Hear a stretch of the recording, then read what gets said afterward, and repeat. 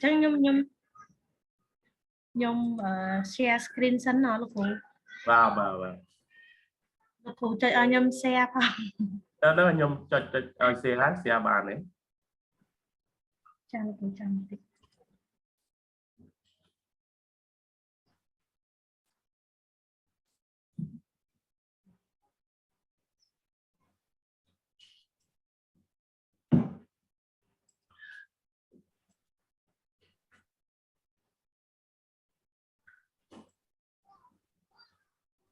នេះលោកគ្រូនេះជាកម្រងសំណួររបស់ខ្ញុំដែលខ្ញុំរៀបចំតាមដោយលោកគ្រូបាន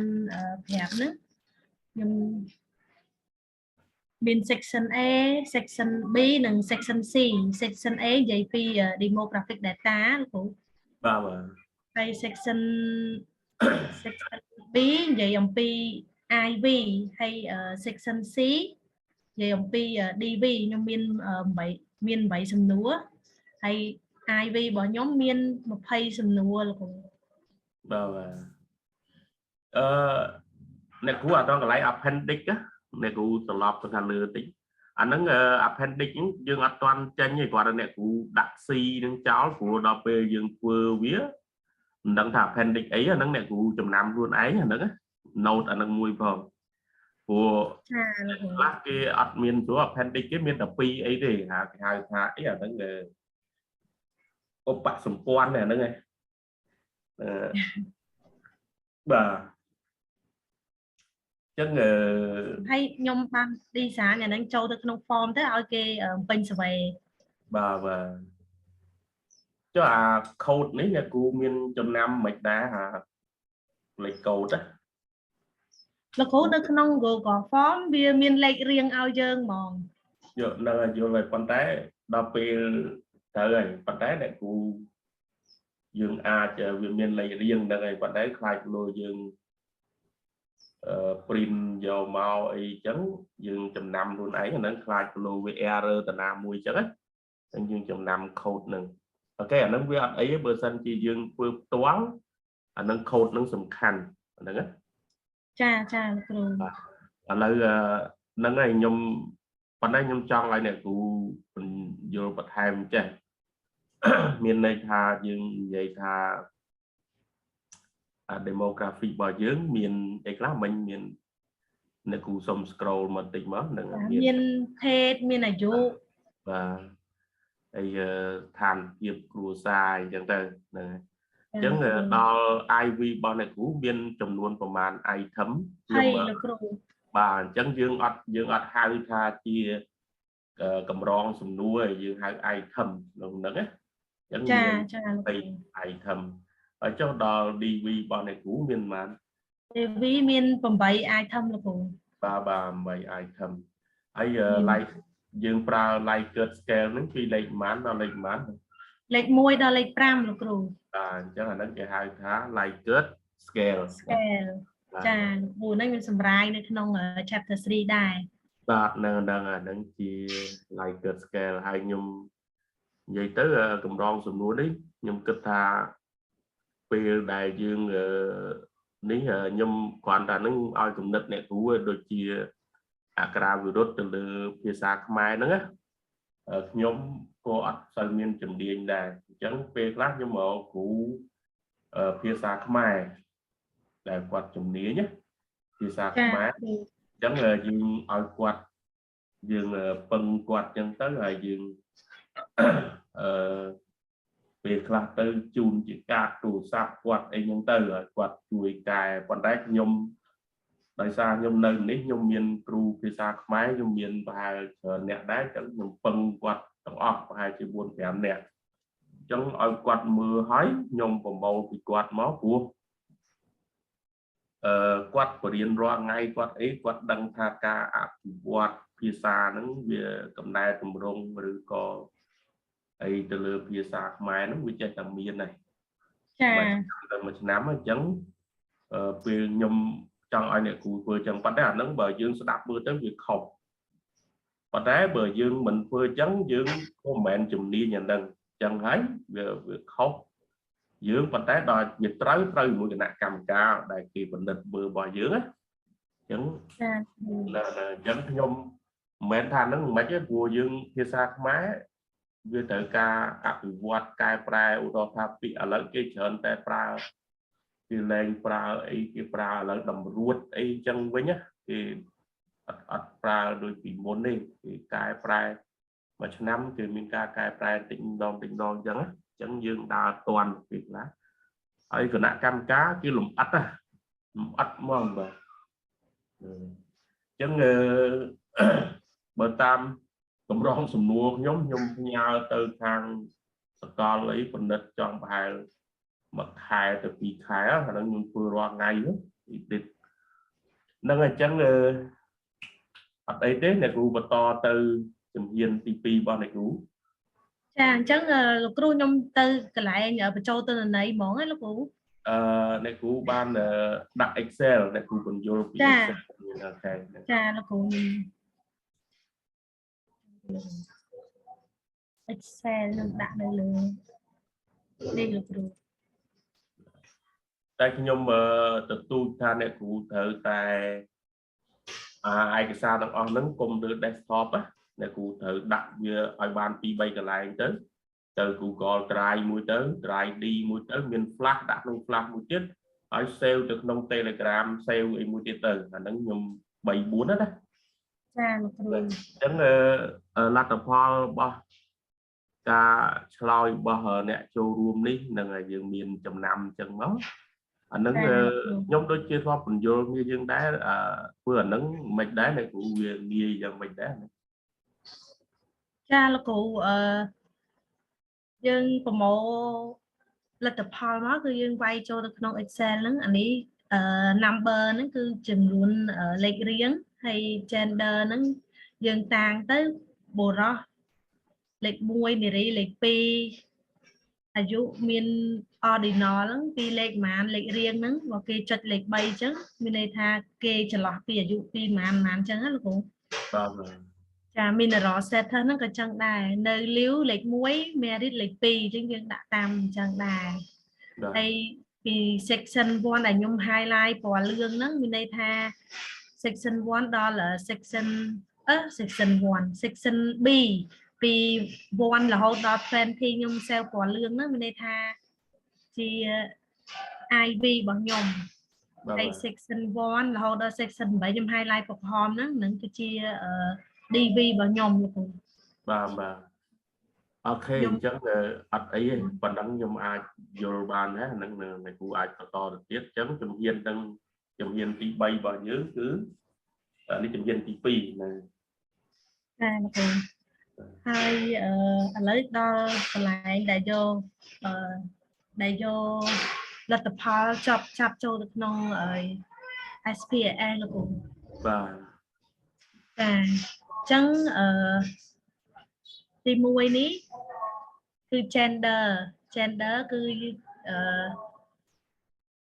នេះលោកគ្រូនេះកន្លែងចងនេះ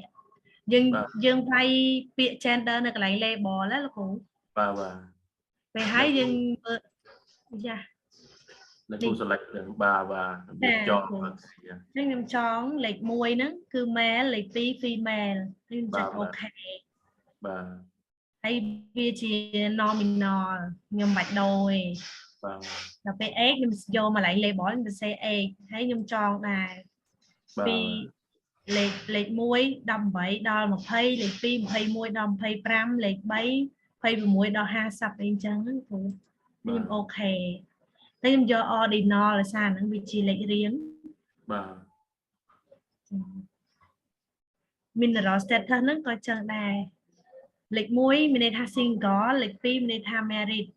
បាទហើយបន្ទាប់ពី section B1 រហូតដល់ B20 នេះហ្នឹងគឺជា IV របស់ខ្ញុំនេះខ្ញុំសរសេរនឹងព្រមចេះមកពីទាញមកនេះលោកគ្រូបាទអូខេហ្នឹងហើយត្រូវហើយមកហើយចិត្តកន្លែង value នេះចង5ហ្នឹងអង្គុយសរសេរហ្មងលោកគ្រូ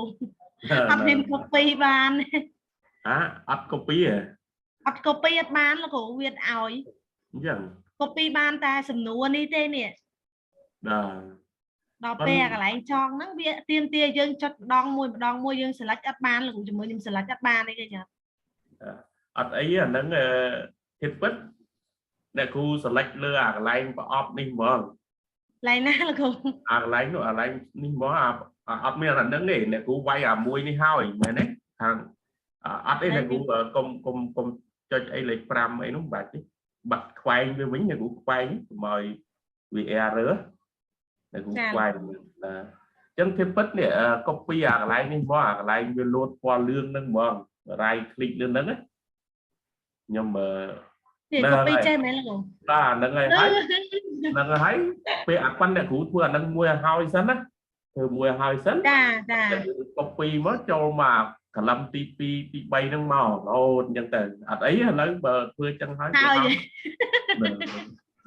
nhưng mình cười thật mà đong môi mòm ta on là cụ sao mày lấy che mất chân nhưng thuê chất của che nhưng cùng tôi cho tha là cố bé thà nó copy bàn đài rồi biết nhưng tôi copy việc ảo thì vấn đề thiết bất bờ cụ cái biển ấy cái sao của vô dương ở nghĩa nè vừa ấy ở dương hot ô bậc nhóm ở đây nhóm kéo vị trí kịch luôn ấy nhá dương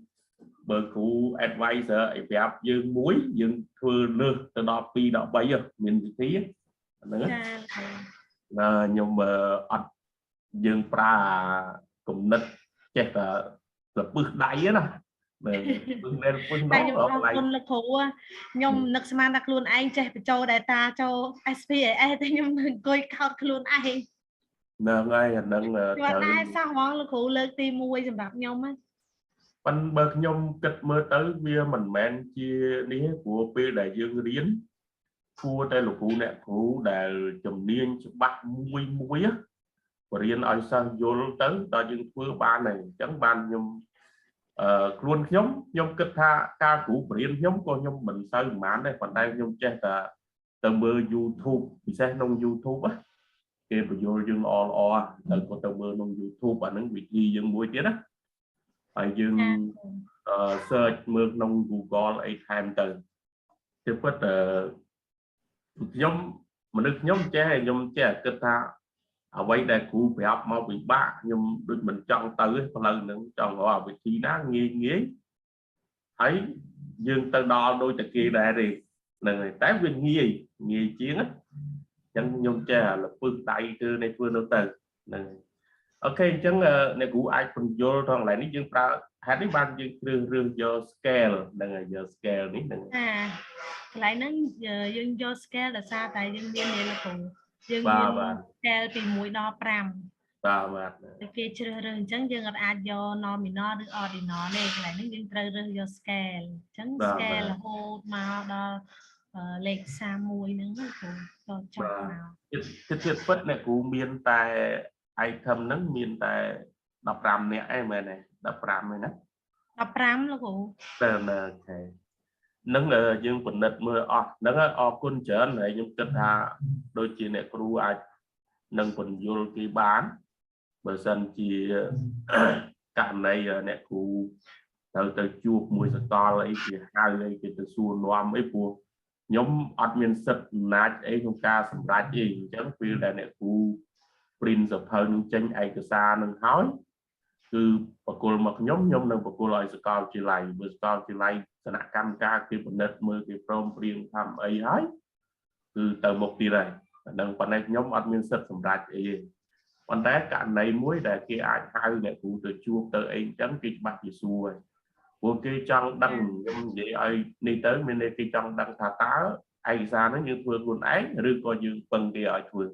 bởi dương phân cái ở thường miền này khá dương ở vô pi percent này ọt mà đăng phần vô mà gì chấm chấm nói đây cái đăng thả dương vừa luôn anh cứ chấm phục bay chấm phục buồn được ai đừng để xuân loam buồn nó cả lại chưa cả lại mua gì lạ á đừng ta lấy quân chấm nói nó nhưng ai để cụ cho nhom trong mưa data view tích mới này cụ anh ấy của đây ball view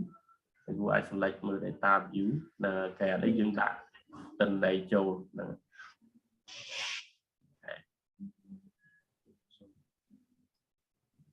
ok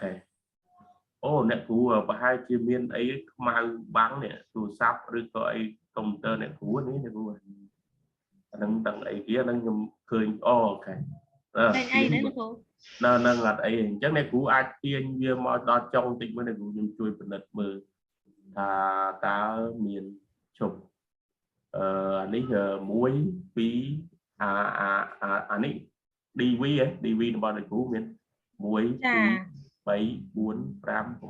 6 7 này cú mới IV này cú tịch mà thầy nâng việc cục ấy này cú ban tiền là nâng màu ấy anh nâng nhưng mà ban tiền đấy là cú nó này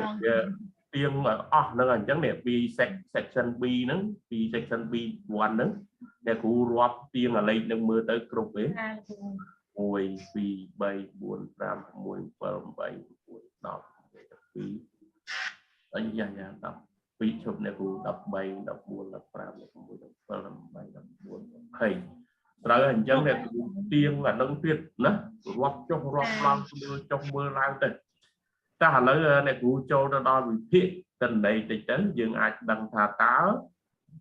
cái ba chỉ số này cú mình vô cái thà đầm bay ở đăng vì tình này nâng vi reliability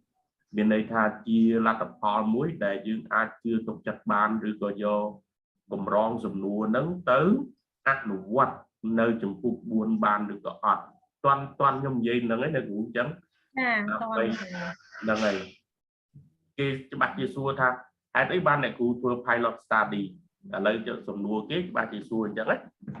để lao nhận cú lao mày tới và lấy nhom xong xua năng tích cùng toàn tầng một tí nhá ai vô đấy và đầm bay trôi tới nông này cú cho cùng toàn tầng hai tờ giấy ban này cú thua pilot study này đời xa tại cha là cụ đầm bay rồi cái lại lại ấp thơi như cụ và nó ngay là nhung pilot of the study đầm bay thà tá cầm rau sùm nua bao dương nắng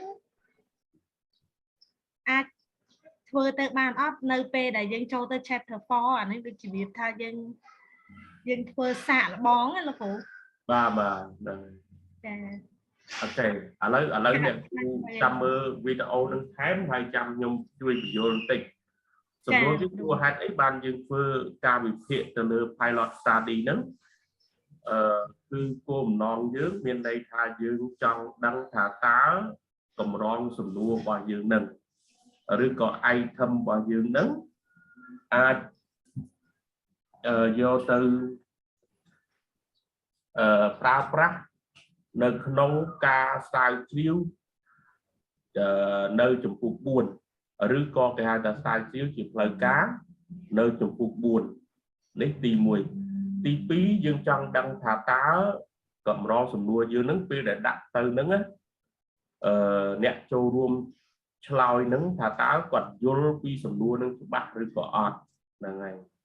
chấm bờ cạn đây quạt vô cho bác nâng bên đây tha cầm rong sầm đua dương nâng từ bàn từ đó do từ pra nơi chủng phục 4 đại chỉ ca pra chỉ là cả bàn chẳng hạn đấy ấy coi dương còn vô cái đá thà bờ sân chia chúng ta đi bay nông nâng đá cạn đấy để ba lục cũ nè cũ rồi có mấy bà quạt thua cái ca như bài nâng á quạt lôi bài nâng á chân miền này thà ngày khỏi từ đó ngày rồi tới cầm rong sùng lúa rồi có ca bằng riêng được ca riêng bà sơn nâng á nâng canh tay và xà toàn nhầm dễ của ca đại dương sai siêu đâu tình này đi cứ cồm non dưới cứ dương trong đăng ký chúng nó khoác hạt nè nó khoác hạt đấy chẳng đầm bay ở nó khoác hạt ní liên tiếp của xa từ khám một ấy đang ngày chết đầm bay ở đăng nắng để khu cho chúng nó như đầm bay ở đăng phi thả tá cầm rong sùng đùa nâng thì ai do từ pra ban nơi chụp 4 châu từ 8 nà lấy này cụ chặt đào châu lớn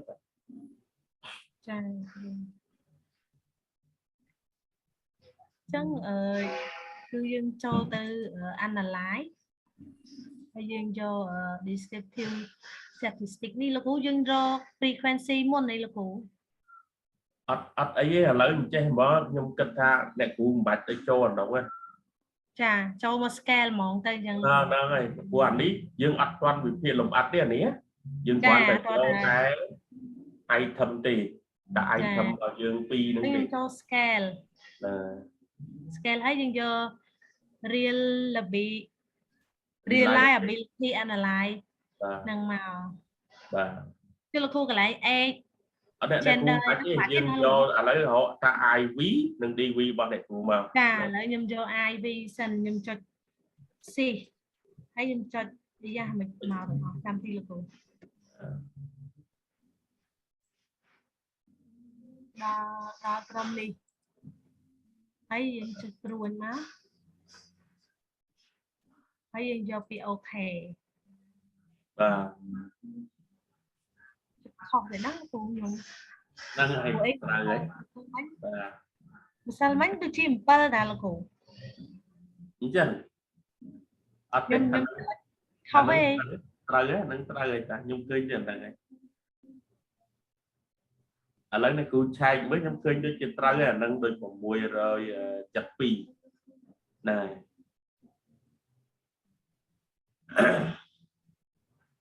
cái là cô dân trong bạc viên mô bình không ai là cô nè section bay nè bạch mùi hay pi giờ ở đây nè cú ở đó đi hay đấy họ ta ai ví họ ta ai ví ấy xong là con chụp chả năng dân bạc màu bánh anh đang đôi chiếc khoai món này nè cú khoai món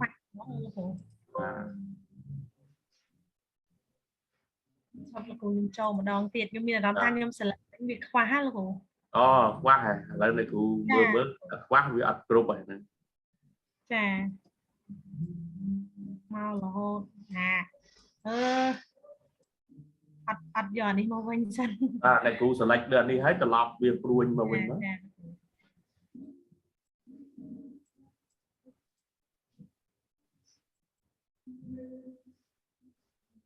gì mà bao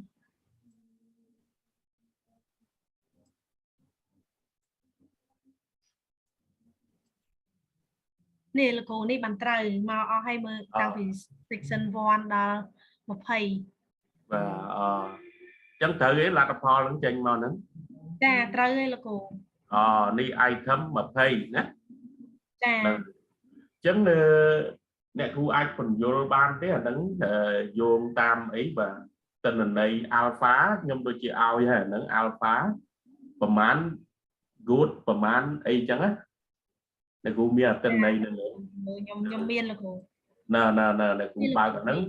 nè nè cô ai phần vô kia tham bài tới chứ anh ấy đối mẹ là tình này alpha này cô anh ấy correlation alpha đằng này cái này nè anh miên châu nó nắng này nè cô ai họ mưa alpha bao nhiêu mưa anh nóng nhom cá đúng mẹ là nắng ấy anh ấy Stoker ta anh ấy chấm luôn này sampling này anh toàn đạo là cô anh nóng mạch đãi phần trái này của alpha nữa này cụ thử phần vô kỳ này cụ ai mơ cá nút nhung đã ở nhân của mán alpha man thông chiên tâu chiên ấy để cụ ai mơ nắng tâu chiên phần ná lo mấy của nhung 100 đấy nữa lấy này cụ ai cho mơ không telegram tích ban đấy tạm bè dương phần vô là nâng tới từ mà vuông 8 tình này alpha ba phần tụ phần này tới cứ đặt phò với trẻ cột 2 mấy ở nữa nhung được 100 đấy nâng lấy mưa ai ba gọi nâng tích ban đấy rồi nâng ở khơi tới tạm bè dương tục chia hoặc tán bộ dương cana là tập phò chứ ai từ lư đó vuông từ lư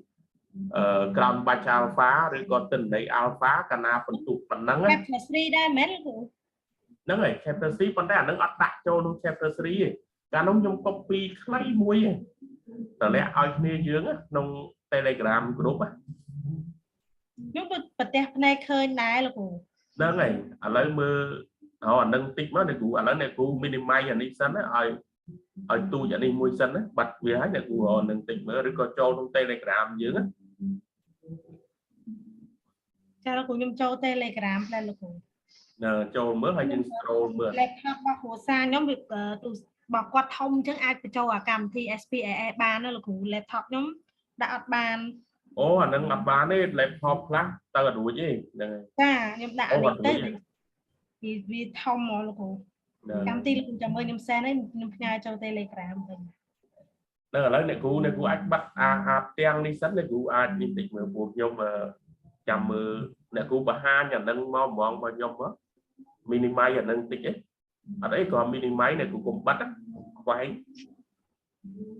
ឡៃណាលោកគ្រូនេះមែន minimize ទូចដល់អ្នកគ្រូបាត់អញ្ចឹងសិនដល់អាចអ្នកគ្រូចូលទៅមើលអាក្នុង Telegram យើងមើល Telegram group យើងណាខ្ញុំដូចធ្លាប់ផ្ញើហ្នឹង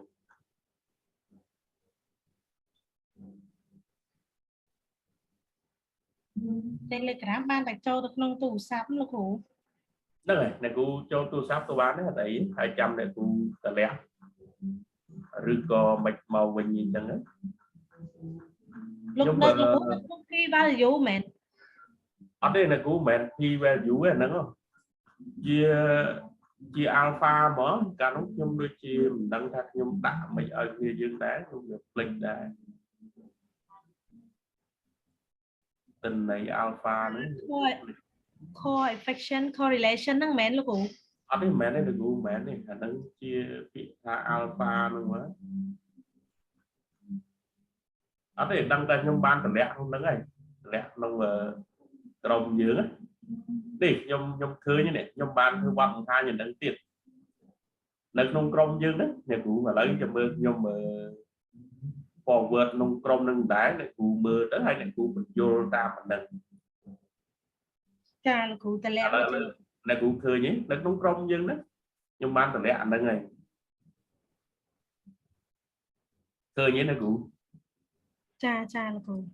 ឃើញទេបាទនេះមែនលោកគ្រូឥឡូវអ្នកគ្រូអាច save ចូលក្នុងកុំព្យូទ័របានហើយអ្នកគ្រូធ្វើបង្ហាញអានឹងខ្ញុំបន្តិចបានទេ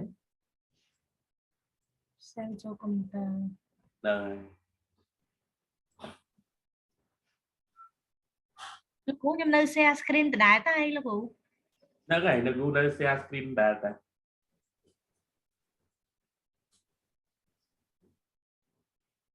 អូនេះអ្នកខ្ញុំឃើញអ្នកគ្រូបើកមកហ្នឹងហើយហ្នឹងឯងត្រូវហ៎លោកគ្រូ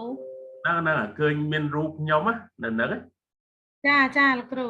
អ្នកឃើញអ្នកគ្រូដាក់ scroll មកអីចឹងឃើញតើអ្នក load មកអ្នកគ្រូឃើញអញ្ចឹងមានន័យថាឥឡូវទិន្នន័យរបស់អ្នកគ្រូមិញប៉ុន្មានអ្នកគ្រូ6 7មិញ7លោកគ្រូ7.20ជាងបាទអញ្ចឹងអ្នកគ្រូទៅបញ្យល់គេថាបើលទ្ធផលហ្នឹងណាបើយោងតាមអ្នកគ្រូទៅបញ្យល់គេថាបើយោងតាមក្រោនបាច់ alpha អ្នកគ្រូឃើញនេះពាក្យក្រោនបាច់ alpha ហ្នឹងចាលោកគ្រូដល់អញ្ចឹងកាលណាបើសិនជាបន្ទុក 0.7 ហ្នឹងណាមានន័យថាវាពីចន្លោះសំទោសអ្នកគ្រូ 0.7 ដែលអានេះធំជាង alpha ឬក៏ធំជាងឬក៏ស្មើ 0.6 មានន័យថាកម្រងសំណួរហ្នឹងអាចយកទៅប្រើប្រាស់បានតោះនេះលោកគ្រូនេះគេបញ្យល់ internal consistency របស់វាចានៅចន្លោះអញ្ចឹងអ្នកគ្រូត្រូវអានឹងសំខាន់ណាស់អញ្ចឹងមានន័យថាលទ្ធផលបើលទ្ធផលបែបហ្នឹងយោងតាមអ្នកគ្រូបញ្យល់គេយោងតាមបើលទ្ធផលបែបហ្នឹង 0. ប៉ុន្មានមិញអ្នកគ្រូ 0.7 ហើយមិញចាលោកគ្រូ 0.7 គាត់នោះអ្នកគ្រូអត់ប្រកួតឡើងបានទេណាវាអត់បាន720អីម៉ានអ្នកគ្រូមិញខ្ញុំអត់ចាំ23មិនទេលោកគ្រូមិញ23ខ្ញុំឥឡូវគ្រូក្បាលខ្ញុំរៀងយ៉ាប់ដែរមកផ្លែតនោះភ្លេចព្រាម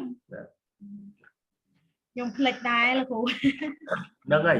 អញ្ចឹងមានន័យថា A7 ហ្នឹង 7ហើយ20ហ្នឹងគឺវាស្មើនឹង 0.7 ហ្នឹងតោះនេះអ្នកគ្រូ ចា 0.7 ហ្នឹងហើយអញ្ចឹង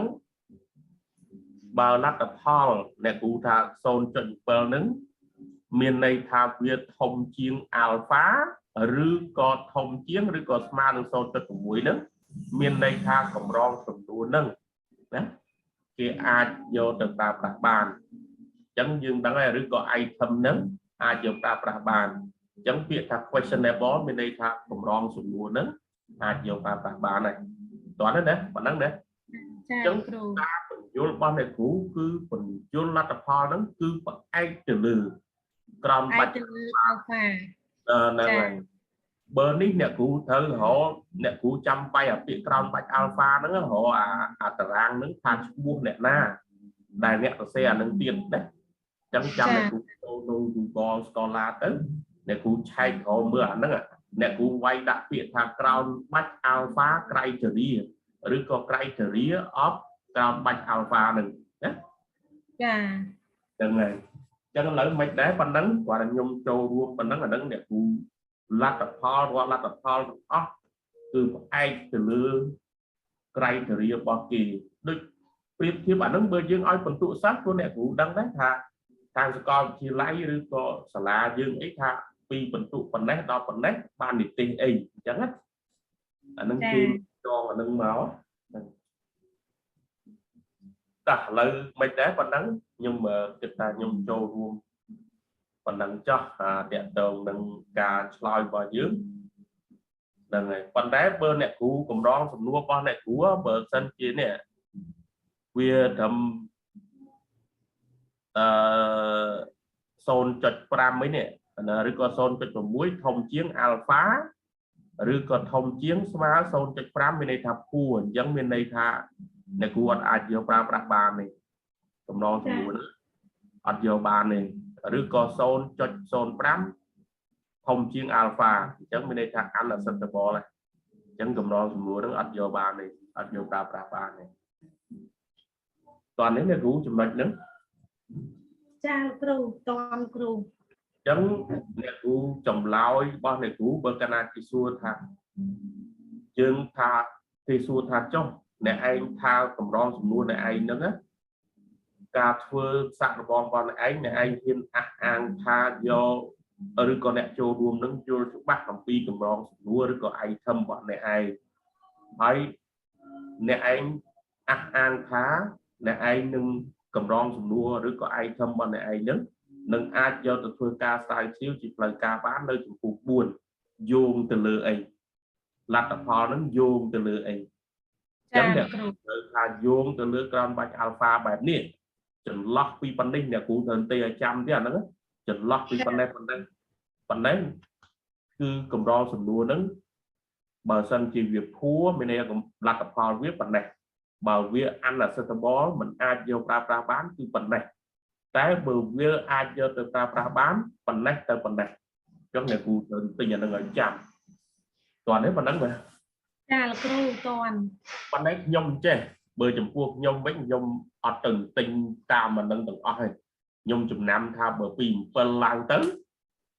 វា questionable 8 acceptable 9 good alpha ធំជាងឬក៏ស្មើ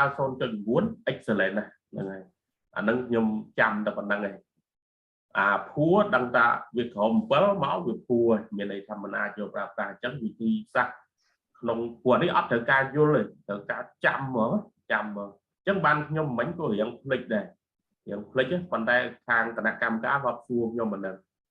តែកាលដែលខ្ញុំត្រៀមឡើងការពារលើកទី1ទី2របស់ខ្ញុំអីគឺខ្ញុំត្រូវតែរាល់ការពារទិន្នន័យគឺខ្ញុំត្រូវទិញអា reference នេះឯកសារយោងហ្នឹងឲ្យច្បាស់មកហើយឆ្លើយទៅគឺគណៈកម្មការគឺជឿទុកចិត្តលើយើងបានអានឹងគេបើកឲ្យយើងបើកចឹងហើយគេសួរយើងមកនឹងដេញដោលយើងតាំងពីអានេះយើងនិយាយតាំងពី A ដល់ Z តែឥឡូវអញ្ចឹងចំណុចនេះខ្ញុំគិតថាអូខេណាតោះណាប៉ុណ្ណឹងណាតនលោកគ្រូឥឡូវអ្នកគ្រូអាចបិទអានឹងទៅយើងចូលទៅមួយទៀតប៉ុន្តែគ្រូបើសិនជានេះអ្នកគ្រូ minimize អានឹងមិនដើម្បីឲ្យវានេះឥឡូវអ្នកគ្រូចូលវិភាគទៅលើ SPS ទៀតហ្នឹង ចូល variable ដែរមែនលោកគ្រូចូលទៅ ហ្នឹងហើយ D ឥឡូវអ្នកគ្រូទៅមិញអានេះ DIV ហ៎ ចា អ្នកគ្រូទៅ DV អ្នកគ្រូវិញអញ្ចឹងហ្នឹង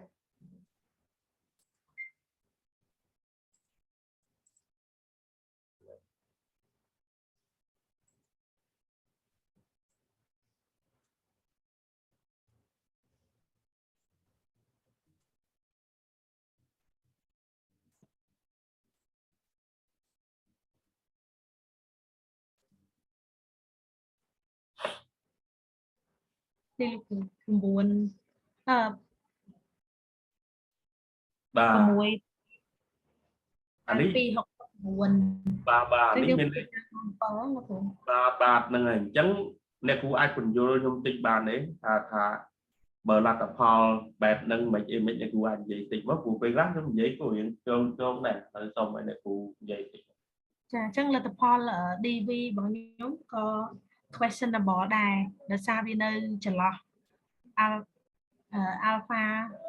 ស្មើ7ចន្លោះពី7ទៅ6ណាលោកគ្រូ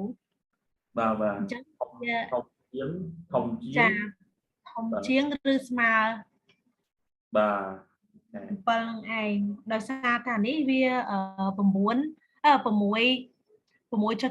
អញ្ចឹងយើងប្រកួតវាឡើងមកដល់7តែម្ដងវាប្រកួតឡើងដោយសារវាធំជាងចង់ឲ្យថា 6.5 ឡើងលើមានន័យថាយើងប្រកួតទៅ7បាន បាទ6ជាទូទៅការប្រកួតឡើង6អ្នកគ្រូ 6.6 6.6 នេះគ្រូ ចាប់ពី 6 5យើងអត់ប្រកួតបានអូខេឥឡូវមើលទៀតអ្នកគ្រូអាចពន្យល់មានខ្ញុំមិញខ្ញុំមាន 2-3 ចំណុចខ្ញុំពន្យល់គេ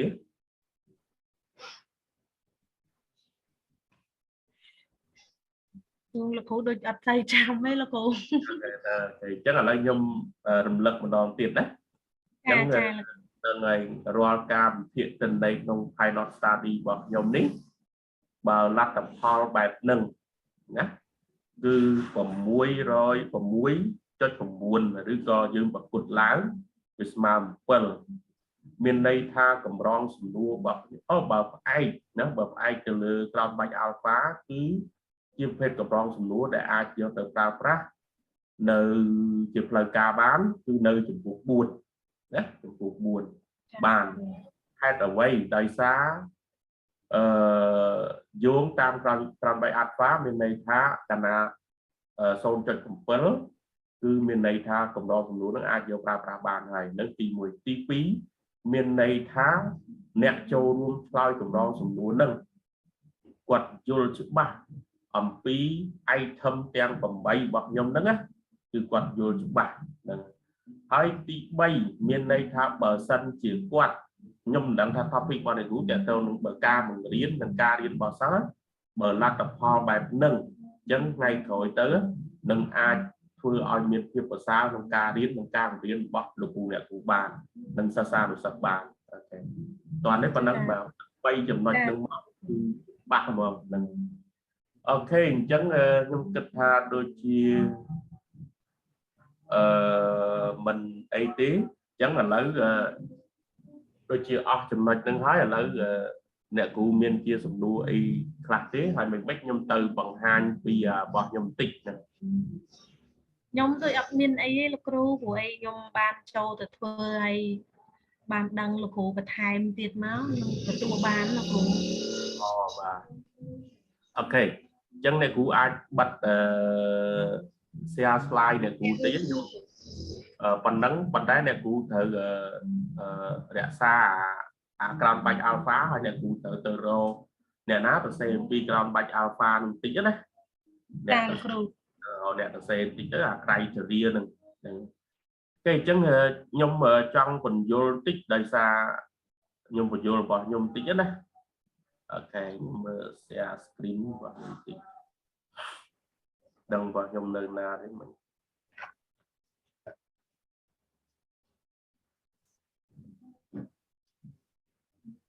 អត់ទៅចេះ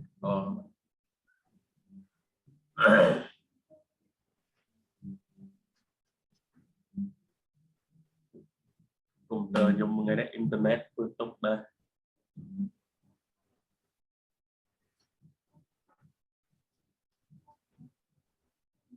វាដើរយឺតតិចតែគ្រូចាំតិចចាលោកគ្រូ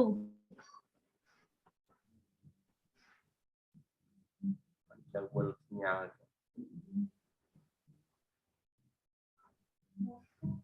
នោះអត់លោតចឹង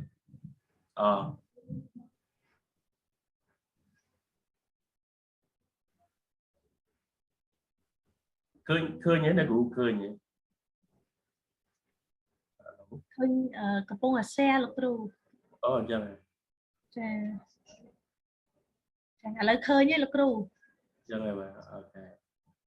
អូគេមានលោតអីណាគេដាក់មកលើនេះទៀតគេដាក់ថា participant can see ទៀតដល់ហ្នឹង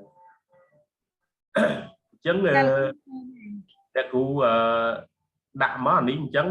អ្នកគ្រូដាក់លេខនឹងទាំងអស់មកហ្មងណាអ្នកគ្រូចាអញ្ចឹងអ្នកគ្រូ variable របស់អ្នកគ្រូមានតែ IV 1និង DV 1អញ្ចឹងអ្នកគ្រូធ្វើតារាងអញ្ចឹងមកប៉ុន្តែតារាងនេះអ្នកគ្រូកុំបិទខាងចុងនេះខាងដើមគឺតែចេះមកបានហើយបដោយអញ្ចឹងណាអញ្ចឹងត្រង់បាច់ alpha របស់អ្នកគ្រូ DV អញ្ចឹងអ្នកគ្រូនៅក្នុងនោះវិភាគអត់មានឃើញលេខ0នេះប៉ុន្តែអ្នកគ្រូដាក់លេខ0មកពីមុខណាចុចមកនឹងដាក់លេខនឹងទាំងអស់ហ្មងណាហើយ number of item នេះមានន័យថាកម្រងសំណួររបស់អ្នកគ្រូមានប្រហែលមាន20 IV របស់អ្នកគ្រូអញ្ចឹងអ្នកគ្រូដាក់ IV នឹងមក20ដល់ DV របស់អ្នកគ្រូ0ចុចអានោះមិញយើងអត់ប្រកួតឡើងទេអ្នកគ្រូទៅសេតែប្រហែល600 690ប៉ុន្មានអ្នកគ្រូមិញ92លោកគ្រូដល់អញ្ចឹងអ្នកគ្រូដាក់0ចុច900ហ្នឹងហើយ692អញ្ចឹងសរសេរពេញហ្មងណាប៉ុន្តែអានេះដូចខ្ញុំនិយាយអញ្ចឹងដូចខ្ញុំបញ្យល់អ្នកគ្រូថ្ងៃមុនដែរថាអានឹងអាស្រ័យលើសាកលវិទ្យាល័យទេខ្លះទៅគេដាក់តែ1 digit ទេគាត់ថា 0.9 តែប៉ុណ្ណឹងគេលុបអា00នេះចោលទៀតអ្នកខ្លះទៅគេដាក់ 0.7 តែប៉ុណ្ណឹងទៅគេលុបអា13នេះចោលអ្នកខ្លះគេដាក់ថា 0.90 អញ្ចឹងទៅគេលុប0មួយចេញអ្នកខ្លះទៅគេដាក់ 0.71 ទៅគេលុបលេខ3នេះចោលអញ្ចឹងណាអញ្ចឹងมันមានការកំណត់ណាឬអាស្រ័យលើសាកលវិទ្យាល័យរបស់គេដែលគេតម្រូវឲ្យប្រើប្រមាណ digit ហ្នឹងចំនួនលេខដែលយើងដាក់ហ្នឹងអូខេអញ្ចឹងបើសិនជាហ្នឹងជាប្រភេទ table របស់អ្នកគ្រូដាក់ថា table អីចឹងមកណានេះដូចខ្ញុំប៉ុន្តែអ្នកគ្រូមើលថាតើ table របស់អ្នកគ្រូ table ប្រហែលខ្ញុំ table 3ចឹងប៉ុន្តែអ្នកគ្រូមិនមែន3ទេអាច table 2អីចឹងអាហ្នឹងគឺអ្នកគ្រូមើលតាមជាក់ស្ដែងចាបាទអញ្ចឹងអានេះដល់ចប់អាហ្នឹងហើយអ្នកគ្រូរៀបកម្រងសំណួរហ្នឹងទៅនេះទៅហ្នឹងហើយចូលចំពោះ4ណាហ្នឹងហើយអញ្ចឹងរៀបចំប៉ុន្តែអ្នកគ្រូខ្ញុំបានតម្លាក់អា format របស់សាកលវិទ្យាល័យហ្នឹងអ្នកគ្រូទៅធ្វើតាម format ថ្មីហ្នឹងការខ្ញុំបញ្យល់កាលមុនខុសគេកែប្រែគេ update ចាលោកគ្រូអញ្ចឹងអ្នកគ្រូមើលអាថ្មីដែលខ្ញុំតម្លាក់ក្នុងក្រុមគ្នាយើងហ្នឹងពិនិត្យមើលតាមហ្នឹងហើយកែកនតាមហ្នឹងវិញកុំឲ្យខុសចាលោកគ្រូឥឡូវមិនដែរបាទប៉ុន្តែខ្ញុំគិតថាទៅចំពោះ4ចំពោះ4ដូចជាមិនជាពិបាកអីទេព្រោះយើងមានកម្រងសំណួរហើយឥឡូវខ្ញុំមើលចំពោះ4ខ្ញុំទៅមើលនេះគេលែងចំពោះ4យើងដាក់លេខ4ហ្នឹងគេប្រើពាក្យ result គេអត់ប្រើ chapter 4អីទេអ្នកគ្រូហ្នឹងចាលោកគ្រូគេលែងហើយគេប្រើអញ្ចឹងវិញអញ្ចឹងអ្នកគ្រូមើលអាហ្នឹងក្នុងអា format ថ្មីហ្នឹងអញ្ចឹងអានេះអ្នកគ្រូលំអិតណាអ្នកគ្រូចូលអា frequency អីនោះមកតាមហោហែមកណាយកមកអ្នកគ្រូបកស្រាយមួយប៉ុន្តែអ្នកគ្រូបន្តិចមក IV អ្នកគ្រូបន្តិចទៅ DV មកហើយសង្ខេបវាដូចខ្ញុំនេះសង្ខេបវាទាំងអស់មកប៉ុណ្ណេះមកហ្នឹងហើយលោតមកឈុតគ្នាដូចជាមិនបាក់អីទេយើងទៅហើយប៉ុណ្ណេះ chapter 4មានប្រមាណចំណុចដែរលោកគ្រូដូចជាបន្តិចជាង chapter 3លោកគ្រូ អានឹងវាអាស្រ័យលើ IV DV គេនេះគ្រូវាអត់យើងរកកំណត់អត់បានអត់កំណត់ទៅព្រោះបើសិនជា IV គេច្រើនក៏ច្រើនទៅព្រោះ DV គេខ្លះមាន DV IV ខ្លះមាន2អ្នកខ្លះហើយ DV អ្នកខ្លះគឺមាន2ទៅមាន3ដូចខ្ញុំ DV ខ្ញុំដល់មាន2អញ្ចឹងហើយ2ហ្នឹងយើងលំអិតតាម dimension របស់វាមួយទៀតអា make ធៀងវាមួយទៀតណាឧទាហរណ៍ថា motivation របស់ខ្ញុំមានអី motivation និយាយតែ motivation ហើយមក dimension របស់ motivation មាន intrinsic extrinsic អញ្ចឹងវិភាគអានឹងមួយផ្នែកតូចទៅទៀតអញ្ចឹងណាអញ្ចឹងវាអាស្រ័យលើ IV និង DV របស់អ្នកស្រាវជ្រាវទេហ្នឹងវាអត់កើតទេពីរួមយើងបកស្រាយអា hypothesis របស់យើងហ្មងលោកគ្រូហ្នឹង hypothesis សមិទ្ធកម្មប៉ុន្តែអានេះដល់អ្នកគ្រូវិភាគអានេះយើងឡើងវិភាគទៅលើនេះហើយយើងចូល correlation coefficient វិញហ្នឹងអ្នកគ្រូ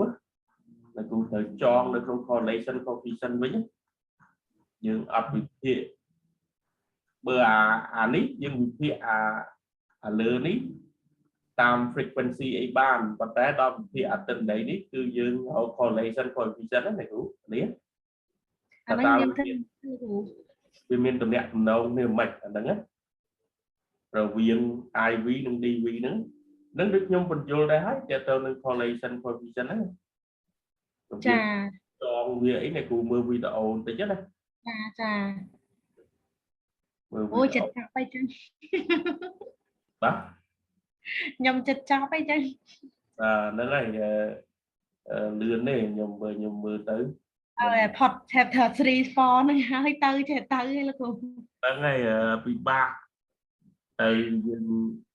ហើយបើបកមកកែសម្រួលអាកន្លែងចន្លោះខ្វះខាតពីវ័នមកវិញទៀតបាទមើលអ្នកគ្រូបណ្ឌិតមើលបដាទៅព្រោះខ្ញុំគិតថាយើងមកដល់ចំណុចនេះហើយដូចជាយើងប្រសើរច្រើនហើយពាក់កណ្ដាលហ្នឹងបានពាក់កណ្ដាលហើយលោកគ្រូប៉ុន្តែអានឹងបើយើងវិភាគចំពោះ4នេះហើយចំពោះ4វាអត់មានត្រូវការផ្សាយreference អីអ្នកណាប៉ុណ្ណឹងគ្រាន់ថាយើងយកអា p value ឬក៏អីគេបន្តិចតួចមកដាក់ហ្នឹងcorrelation coefficient យើងអានោះគេដាក់នៅក្នុងចំពោះ3អស់ហើយហ្នឹងតែប៉ុន្តែនេះគាត់យើងវិភាគទិន្នន័យហ្នឹង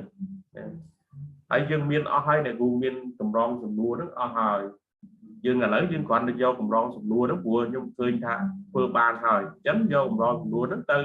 ពង្រីក sampling យើងតិចមកទៀតមកបានណាមិនដែរចា៎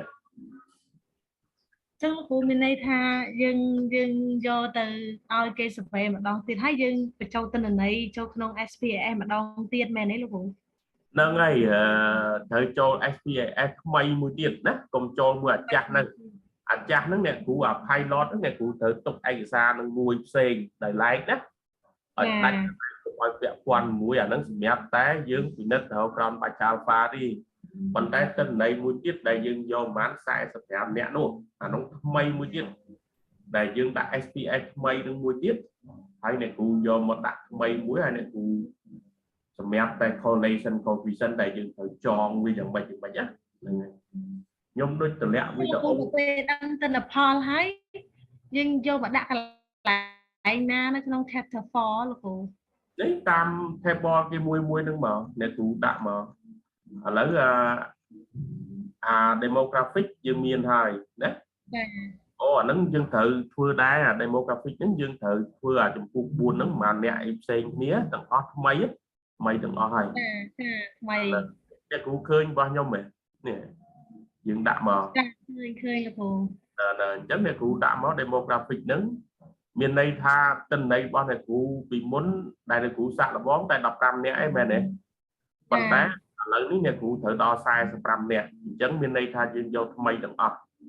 ហ្នឹងថ្មីទាំងអស់ហ្នឹង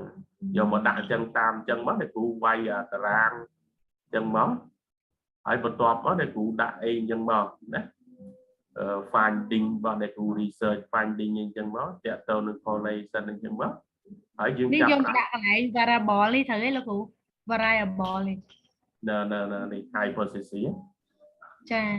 លទ្ធផលដែលយើងយកមកអញ្ចឹងអ្នកគ្រូដាក់មករវាងអីជាមួយអីអញ្ចឹងទៅបើយោងតាមសមិទ្ធកម្មរបស់យើងគិតថាវាមិនមានតំណែងតំណងទេប៉ុន្តែដល់ការវិភាគរបស់យើងវាមានតំណែងតំណងវិញអញ្ចឹងសមិទ្ធកម្មវាគ្រាន់តែជាការសន្មតមួយឯ hypothesis អញ្ចឹងការសន្មតវាមិនអាចយកជាការបានទេបើយើងគិតណាឧទាហរណ៍ថាបើយើងឃើញការរៀនរបស់គាត់អញ្ចឹងណាលទ្ធផលច្បាស់ជាចុះហើយឬក៏ចេះអានេះគ្រាន់តែយើងការមើលសម័យប៉ុន្តែជាក់ស្ដែងមិនអញ្ចឹងទេហ្នឹងហើយតោះនេះនៅគ្រូតោះនេះអញ្ចឹងដល់យើងការភាសាការវិភាគទិន្នន័យទៅវាចេះមកអាហ្នឹងអញ្ចឹងខ្ញុំអាចបិទslide របស់ខ្ញុំបានទេណាលោកគ្រូចូលទី chapter 5 chapter 6ហើយហ្មងអីលោកគ្រូខ្ញុំដូចបញ្យល់ឲ្យតា chapter 5 chapter 6ខ្ញុំចង់សុំមើលរបស់លោកគ្រូតិចធ្វើមិនខ្លះអីមិនខ្លះអូខេ chapter 5របស់ខ្ញុំនេះអ្នកគ្រូឃើញណាចាលោកគ្រូអញ្ចឹងយើងគេលែងប្រើ chapter 5 ហើយ format ថ្មីរបស់គេដាក់ discussion វិញហើយបញ្យល់បន្តិចមកយើង summary អានេះយើង summary ពីលទ្ធផលដែលយើងនៅក្នុងជំពូក4ហ្នឹងណា summary បន្តិចមកហើយលោកគ្រូហ្នឹង reliability ហ្នឹងមែនលោកគ្រូអាហ្នឹងមិនមែននេះទេអ្នកគ្រូនៅក្នុងនោះវាដាក់ Pearson R ហ្នឹងជាឈ្មោះរបស់អ្នកចងក្រងទិន្នន័យហ្នឹងប៉ុន្តែគេយកតែពាក្យ R មកទេតែឈ្មោះអ្នកចងក្រងcorrelation coefficient ហ្នឹងមកគាត់មាន Pearson R មាន3ខ្ញុំអត់ចាំទេប៉ុន្តែគេនិយមប្រើ Pearson R ហ្នឹងជាឈ្មោះរបស់អ្នកចងក្រងការវិភាគទិន្នន័យហ្នឹងណាចា Pearson ពាក្យពេញមកគឺ Pearson R ឈ្មោះគាត់ណា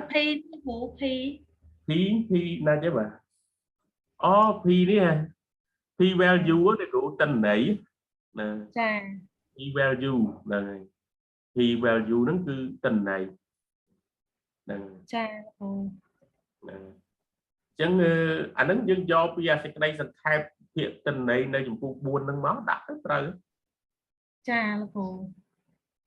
ខ្ញុំទៅមើល research ស្រាវជ្រាវគេមុនខ្ញុំចេះឆ្ងល់ហ្នឹងអីគេទីហ្នឹងខ្ញុំឆ្ងល់អាហ្នឹងដល់អ្នកគ្រូវិភាគទៅឃើញហើយឃើញពាក្យហ្នឹងលោតមកនៅក្នុង correlation coefficient ណាហ្នឹងហើយចាប៉ុន្តែអ្នកគ្រូទៅមើលវីដេអូដែលខ្ញុំបញ្យល់ព្រោះខ្ញុំបញ្យល់យូរមកវាតតែខ្ញុំហើយខ្ញុំដូចតម្លាក់វីដេអូគ្រូណាឈ្មោះបារាមួយទៀតតែគាត់បញ្យល់ពីអាហ្នឹងណានៅក្នុងក្រុមយើងអញ្ចឹងអ្នកគ្រូអាចមើលក្នុងហ្នឹងទៅអញ្ចឹងវីដេអូខ្ញុំគិតថាសិនតែគ្រប់គ្រាន់ហើយហើយខ្ញុំឃើញលទ្ធផលអ្នកគ្រូធ្វើបានមកប៉ុណ្ណេះខ្ញុំគិតថាវាសឹងតែ 90% ដែលខ្ញុំគិតថាទៅរួចអាចមានន័យថាអញ្ចឹងខ្ញុំប្រហែលជាយូរត្រង់ឲ្យគេចុះស្វែងបន្តិចលោកគ្រូបាទអត់អីតែម៉ូលគេគ្រប់ចំនួន45ហ្នឹងមកវិញបាទយូរនឹងបន្តិចប្រហែលជាមួយអាទិត្យអីមកទៅនិយាយរួមអាទិត្យក្រោយហ្នឹងតែបាន data បានបញ្ចូលទេបាទហ្នឹងហើយអ្នកគ្រូរៀបនេះឲ្យមក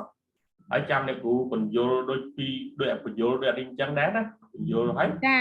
អ្នកគ្រូផ្អែកទៅលើ correlation coefficient ដែលអ្នកគ្រូបង្ហាញអាមិញទិន្នន័យថាបន្ទុកប៉ុណ្ណេះគឺមានន័យថាវាអីអាចទទួលយកបានមានតំណែងតំណងគ្នាអីចឹងហ្នឹងតែបើអ្នកគ្រូធ្វើទៅអ្នកគ្រូយកពិនិត្យមើលឃើញលទ្ធផលហ្នឹងហើយប្រៀបធៀបជាមួយនឹង correlation coefficient criteria របស់គេហ្នឹងវាអត់នេះទេ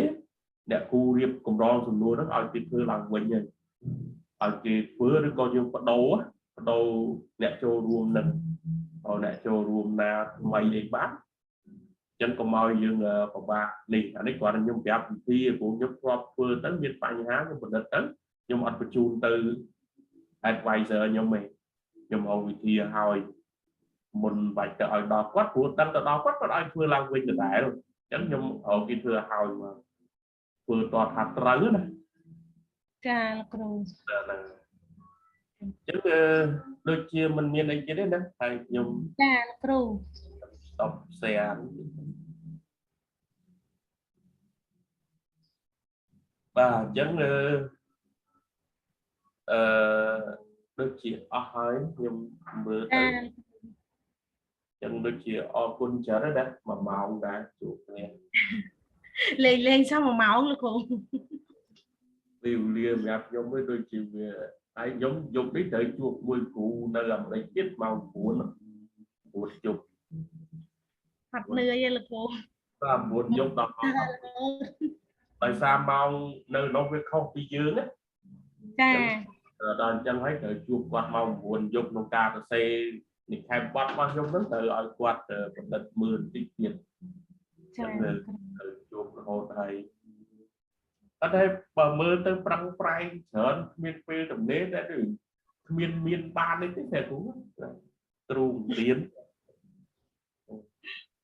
នៅតែកប់បងគ្រូ ចេះណាខ្ញុំពុកដែរខ្ញុំដឹងតែចឹងដែរក៏ឃើញសិស្សខំគ្រូមានកម្លាំងមក អត់អីទេហ្នឹងហើយឥឡូវខ្ញុំគិតថាដូចជាប៉ុណ្ណឹងណាហើយចាំបន្ត ចាគ្រូ ចាប់ផ្ដើមប៉ុន្តែដូច format អ្នកគ្រូសេរីឲ្យហើយណា format ចាចាំខ្ញុំសេរីហើយលោកគ្រូ កុំឲ្យយើងបាក់សេរីអីទៀតព្រោះកណាបញ្ជូនទៅគណៈកម្មការតែខុសអា format ហ្នឹងគេឲ្យយើងធ្វើឡើងវិញអញ្ចឹង ឲ្យយកមកវិញទៀតខាតពេល អញ្ចឹងសេរីឲ្យហើយគាត់ខ្ញុំបានប្រាប់ទៅហើយអញ្ចឹងតែអញ្ចឹងដូចជាអរគុណអ្នកគ្រូច្រើនខ្ញុំមកកន្លែង stop នេះតិច stop record តិច